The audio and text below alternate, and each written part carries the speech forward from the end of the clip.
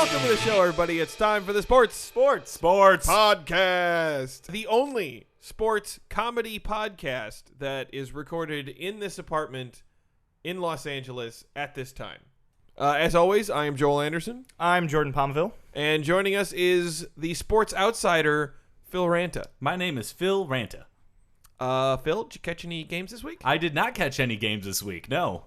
No, wait, I had a quick question, Phil. Yes. Because I didn't know if this was a bit or not. Did you really not see any? Have you really this entire time not watched any games? I literally this week did not know. I am being dead serious every episode. I would tell you, and I would be proud of it if I did watch a game, but I played a little Assassin's Creed on the Xbox 360. Wow, that's a game. I don't even know what that is. What is that? Is that It's a great game. You're an assassin. You assassinate people. You probably shoot zombies. You couldn't or have turned it off for like a half hour to watch a little Sports Center in preparation for your podcast? What your would have sports been the podcast? point?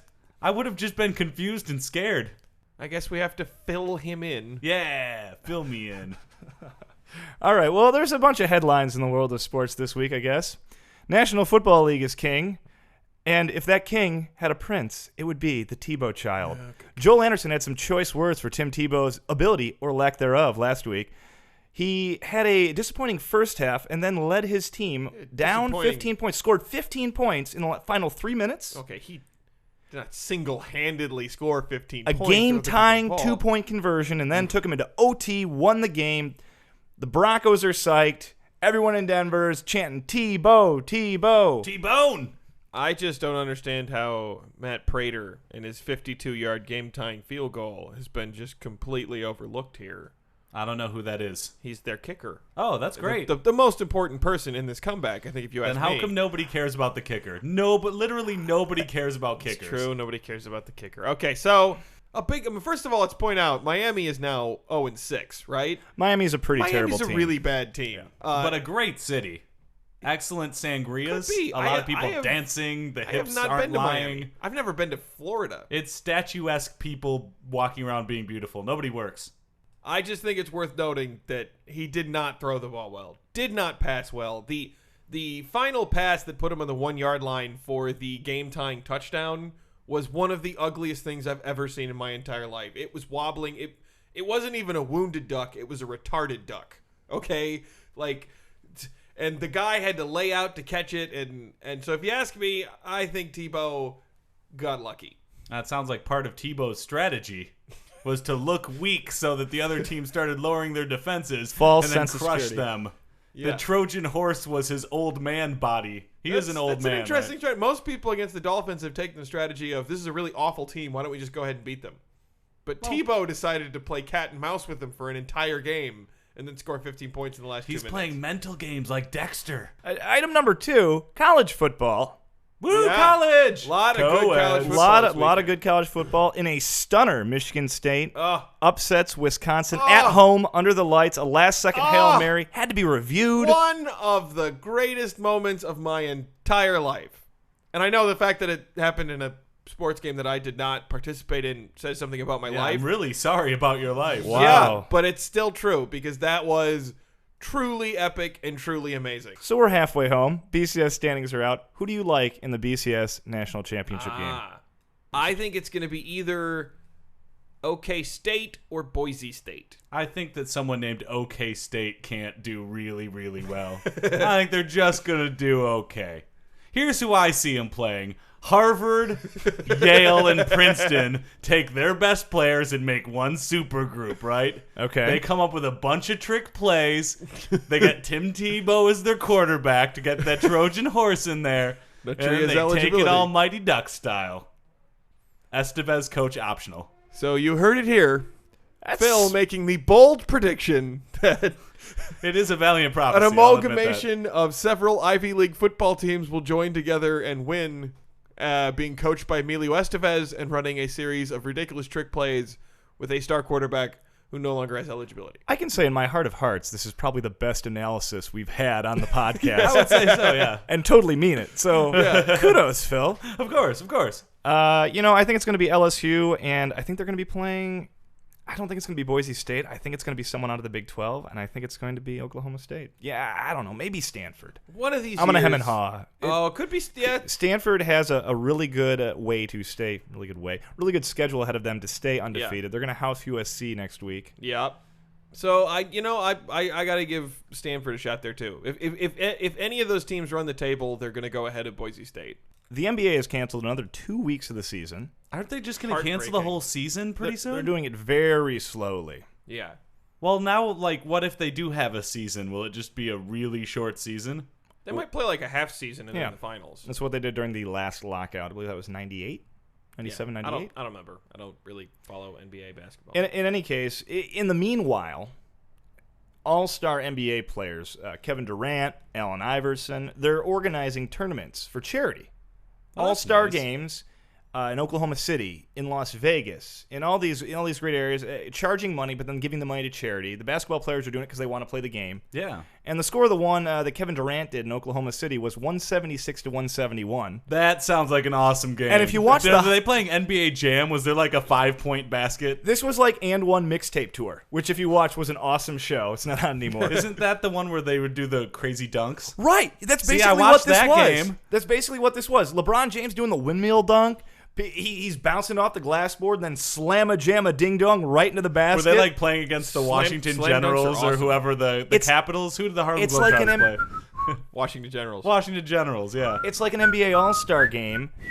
There's no defense. That's one of the biggest, players union representatives. The owners want a salary cap and traveling to be called. Ugh. And so in going outside of the system, they can play how they want to play. And you know what? I guess I don't miss a season. If they're going to play these awesomely entertaining games with slam dunks and celebrities and the money's going to charity, I don't need an NBA season. See, I need one of these a week. I'll tune in. There we go. And that's why professional wrestling is one of the greatest sports in the world.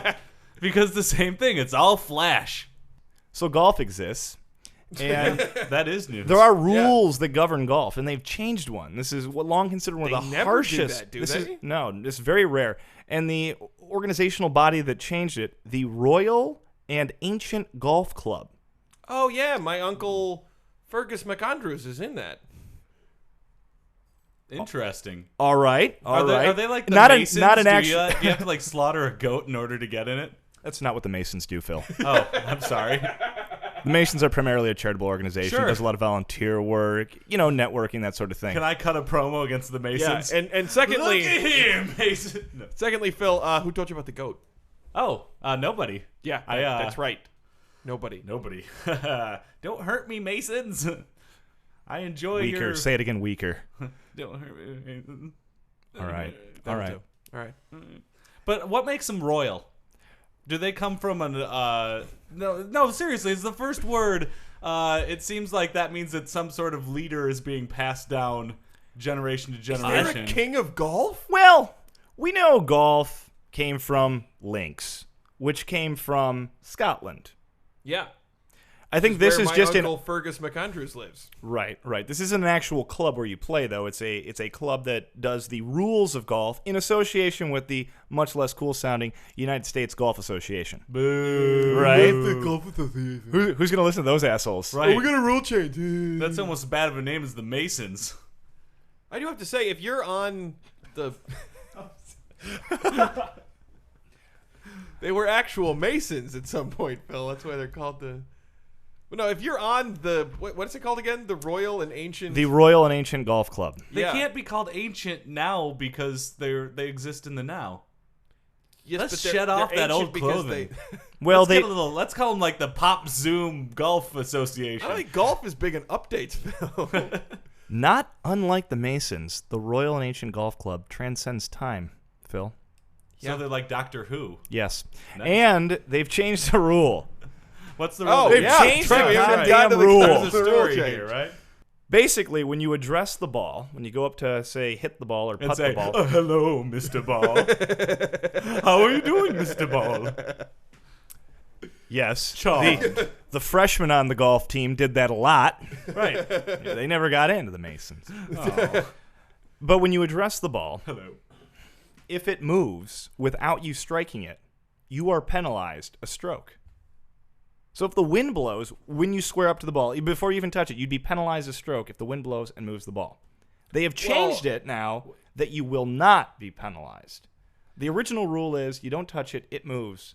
That's a stroke. Well, do you have to play it from where it moved to? Yes. Could you hypothetically get a hole one after the fact because you move up to address the ball and then a gust of wind blows it into the hole? Or say an eruption from a groundskeeper trying to kill Entirely groundhogs. possible. I'm all right. The Royal and Ancient Order of Golf is changing my rules. That is a great song. That was. I love that Fantastic song. Joe Torre, in his fake executive title, Executive Vice President of Baseball Operations, That's made up. yeah, is looking into the drinking that went on in the Red Sox clubhouse. Uh-oh. Yeah. People in Boston drink alcohol. Some do. Wow. Oh, go figure. Wow. Wouldn't happen to the Mason Lodge. No. Just saying. So, only 13 teams in Major League Baseball allow drinking in the clubhouse, and there's talk that the MLB could ban the practice league-wide. Why? Like, how does this affect? Why? You know, and I would ask that too. Is this a kindergarten?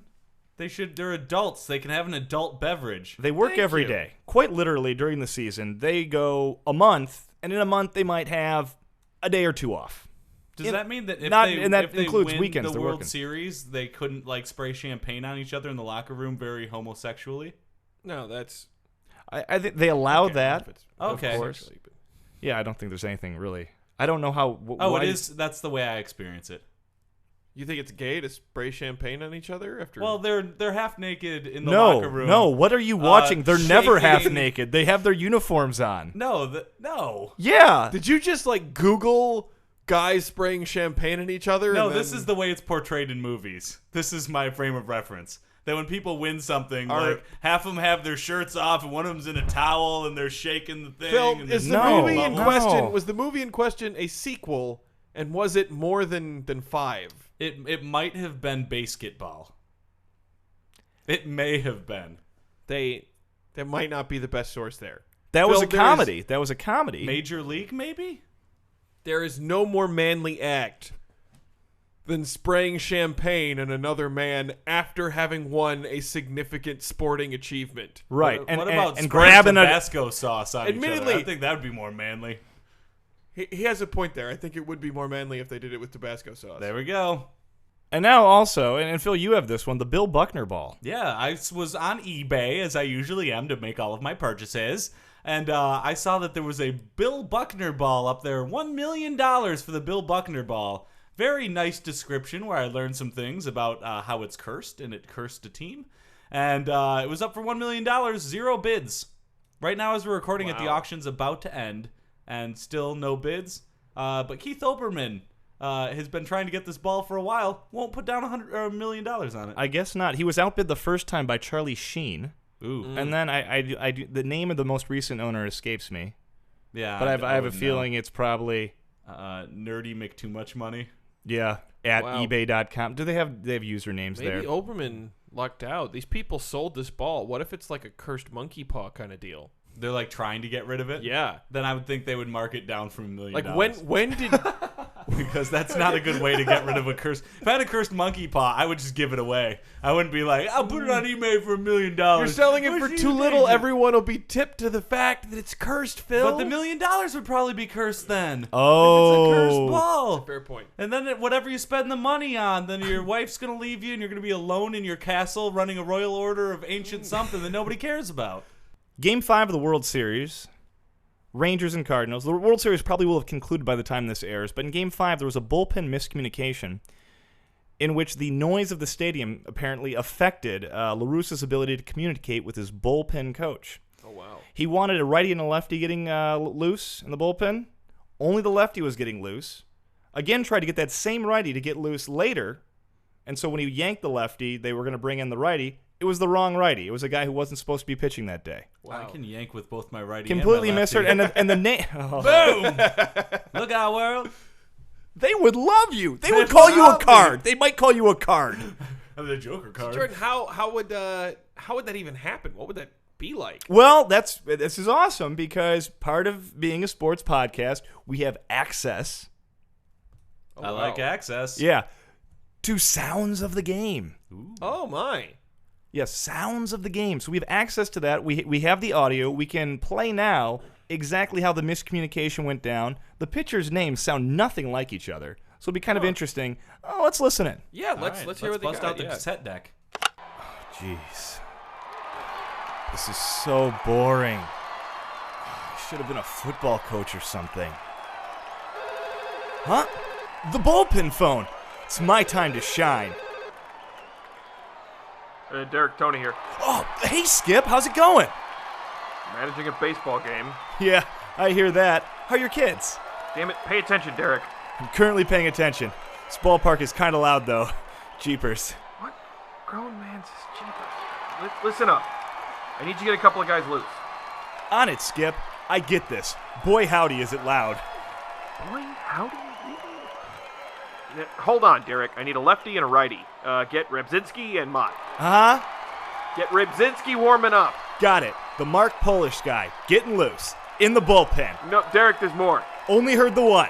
Let's go, Rangers! Narcs for your wife here! Cardinal sword! I'm a half Guys, come on. It's Skip. It's Skip. Sorry about that. What were you saying, Skip? Mark Rebzinski and Jason Mott. One lefty, one righty. Right, I got that guy. Also, Jason Mott. Jason Mott. Sorry, I can't hear you. Gonna have to assume you only need one pitcher warming up. Wow. Wow, is right. That bullpen coach was something. Awful. And it was loud, but not that loud. Yeah. Well, here we actually have later on, Tony La Russa called back, and there was another miscommunication. Ooh, You are kidding me. After they blew the game, another miscommunication. Another miscommunication. Here, let's listen in. Boy, that was really odd that Skip would have Repzinski pitch to Mike Napoli. Oh, so poor. The phone's ringing. Will somebody get that? Oh, right. I'll get it. I'm the bullpen coach. Derek, it's Tony. Oh, hey, Tony. Right, so I don't think you heard me last time. Ha! I know I didn't hear you last time. Let's have another go. Please get Jason Mott up and ready. Lance Lynn? I thought he wasn't going to pitch tonight. Not Lance Lynn, Jason Mott. Well, all right, Skip. Your wacky bullpen management always catches me off guard. Lance Lynn it is. And now it's time for another Weird Sports. Weird Sports. Phil's in makeup, everyone. That's what I do. I'm getting more and more extravagant every time. I was going to say, the hour you spend in makeup before the Weird Sports segment adds a lot to our recording time. lot. I want to to our look pretty recording for you time. guys. It looks It's ghoulish. all for you. Ghoulish. It does. Well, this is actually a kind of a little bit of a Halloween themed one. That's why I Ooh, picked this okay. one. Oh. All It's right. good. 'Tis the season. Is it pumpkin chucking? No, it's not pumpkin chucking. Jordan? I have no guesses. Good guess, but no. This weird sport, bog snorkeling. No. That's snorkeling. Bog snorkeling. One of those things is not a word. Okay, Yes. I can imagine snorkeling in a bog. How would it be competitive? Well, that's the thing. It is. Bog snorkeling. Bog snorkeling is a sporting event that consists of competitors completing 2 consecutive lengths of 60 yards water-filled trench cut through peat bog.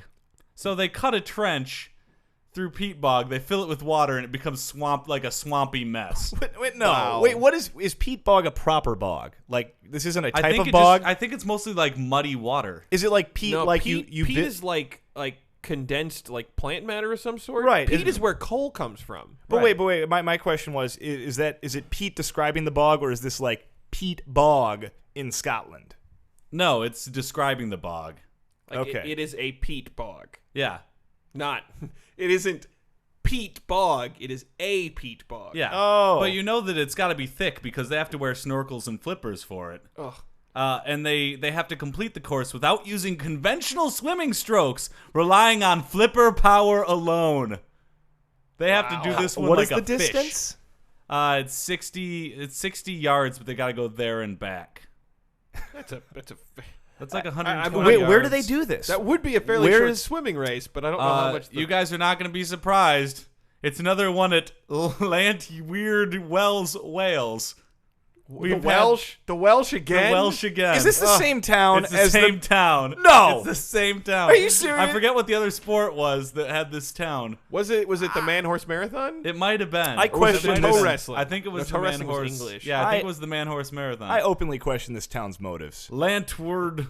They're Yes. just trying to get in the Guinness book, it seems like. It seems like I bet they are. I mean, it was started in 1976, so it's been going on for a while. Again, it began as a result of an over-the-bar conversation between Gordon Green and a few regulars. God, I think that there's just this one bar in Wales Yeah. where all they do all day is sit and be like, it'd be weird if we had to balance eggs on our nose and run 100 miles. Yeah, let's make it a sport. You sit down at a pub in Wales. Be careful. Because you're going to run into someone with a southern accent who wants to bet you dumb shit, basically. Right, exactly. This is the great part. The first world championship of this was held in '85, so they were doing this for Before 9 they got years. up to the They did elite 9 level. years before it was. They were just like there's probably other good bog snorkelers Oh, sure. elsewhere. Yeah, who Before we're not that, it was just for competing the with. love of the game. It was just a Yeah. bunch of people in a bog just having a time of their lives. Then they had to make it all corporate. But it takes place every August. That's when the bogs are good. Is Yeah, August. it's true. Yeah. That's Good the bog season. when they're at their boggiest. Yeah. Right, absolutely. Well, they do describe it as the dense Wayan Reed peat bog is where it takes place. 200 entrants each year. And it's actually got a sponsor, like one sponsor that puts it on. The sponsor, this is my favorite part, is called The Fun Swim Shop. That's the sponsor. You'd think like Gatorade or Red Bull, someone would... No, for bog snorkeling, no, I would not think those things at all. It seems like somebody would like take this on, but no, The Fun Swim Shop, that amazing corporation. What can we sponsor that's going to make people think swimming and fun? Right. Well, there's this event that sounds like it's no fun whatsoever, where people that you won't be able to see because they're in a murky water and you can see their little snorkel go above water, spend an hour trying to mush their way through 120 yards of bog. Perfect! Tell me. I'm also imagining a lot of fog around the bog. Yeah. Might make the signs hard to see if you're the fun swim shop. Right. I Not would a think good so. idea. Yeah. Because I imagine there's also witches on the side stirring a giant cauldron with smoke coming out of it. Cackling. It's Boys, Halloween. Yeah, no, I have another, and this is a legitimate question, but it also could be viewed as Halloween themed. Do they do like a head count when they get back? Because have you guys seen like footage of those like peat bog mummies? There's peat bog mummies? Oh, there are.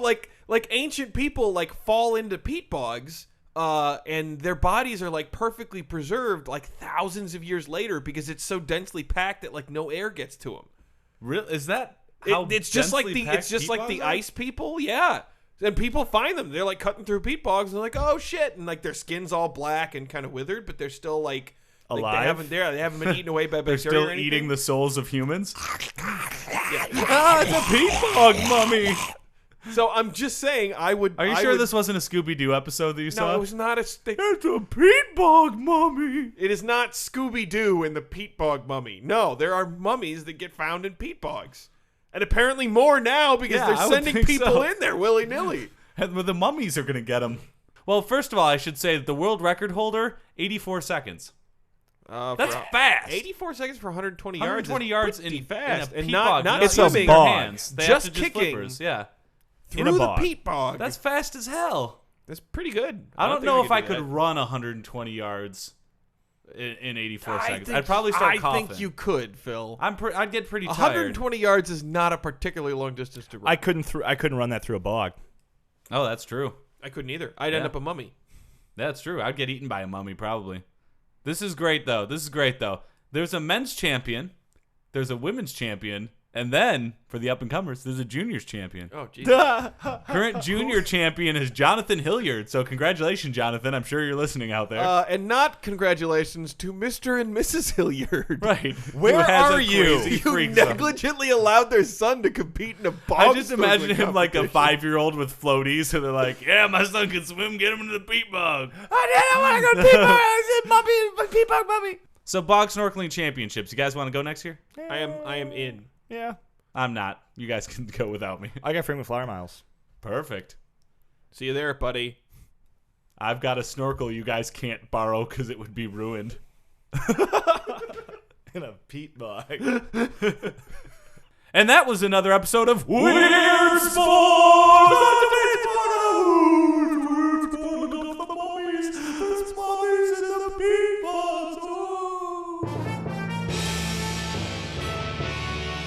IndyCar racers, huddle up. First of all, everyone in the IndyCar circuit management is devastated about the crash last week and the death of Will Weldon. Before you guys race today, I just want to tell you about some changes we're instituting to ensure your safety. It is about time. Yes, we thought so too. So the first new rule, instead of wearing your regular driving uniforms, y'all are gonna be covered with pillows. You mean like sleeping pillars? Yes, by covering your bodies in pillows, an otherwise deadly crash will feel like a big leap into a warm comforter on a snowy morning. How the hell are we supposed to race when we're covered in pillows? It won't be easy, but you guys are athletes. Don't forget, you have to do this for the love of the sport, the need for speed. Well, I won't be able to drive as fast if I'm covered in all that padding.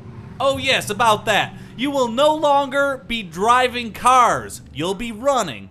You mean with our legs? Exactly. Studies have shown that 100% of all IndyCar accidents are caused by cars crashing. By eliminating the cars, we eliminate that threat. So we're just gonna be running. Exactly. But don't worry, we're still planning on maintaining the integrity of the sport for all your fans. How the hell are you gonna do that? No one's gonna want to watch Kerr race without cars.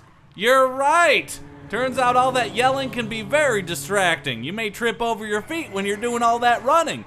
So we're gonna run all of your races inside of a bouncy house. You mean like what they have at children's parties? Yes, no fans will be around to bother you because they will find the event ridiculously juvenile. No distractions, no chance of harm. So there's no fans, no cars, and we're running around in a bouncy house. Yup, that's the new face of IndyCar, but I think you'll find it much safer. But I know what you're thinking. What about the STDs? No, literally no one was thinking that. Well, we did. What if you're bouncing around during an IndyCar race and your pants fall down at the same time someone else's does? You collide and then bam, you have chlamydia. You mean like the club? We will provide you with a condom that you must wear throughout the entire race, just in case. No, that is it. All right, I can't take this anymore. You ever thought that maybe the reason people watch IndyCar is because it's dangerous? Maybe instead of talking about how to make it safer, we just realize that we're all taking a risk to do what we love?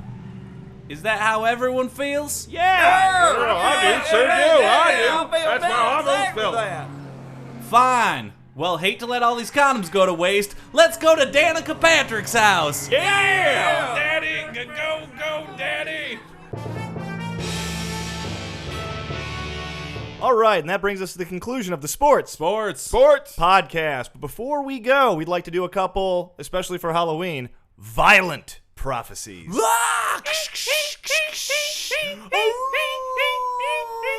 I'm a witch. Oh, man, I want to do violent prophecies more. First off on the docket, number 11, Michigan State, 6-1. At number 14, Nebraska, also 6-1. I've got to say, I think Michigan State's going to pull it out because anyone who can beat Michigan must be a pretty good team.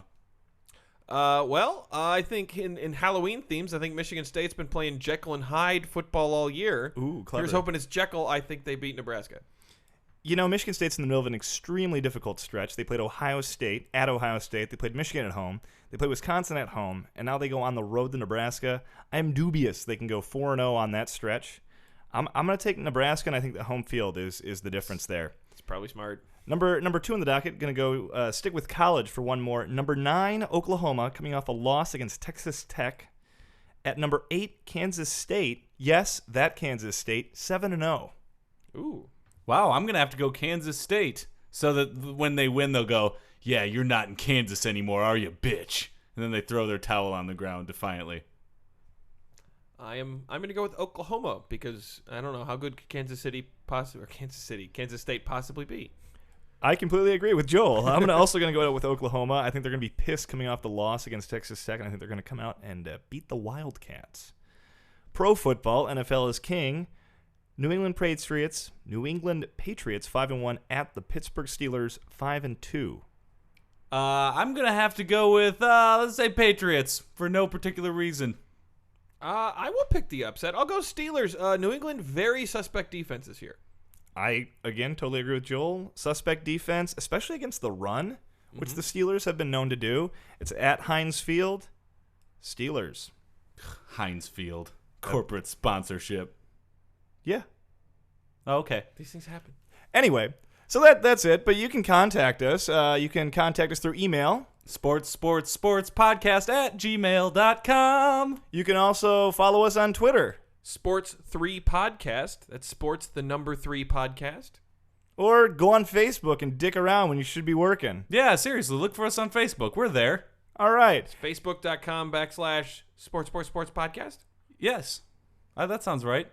And then also just go to comedypodcastnetwork.com to catch up on our old episodes, right? Yeah. And check out some of the other shows there. Yeah, seriously, why Curtain not? Jerks. Yeah, there's The Fort, there's Second Column, there's some more premiering soon.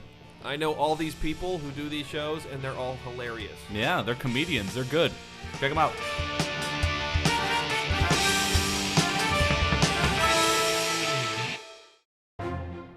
For more funny stuff for your eyes and ears, go to comedypodcastnetwork.com.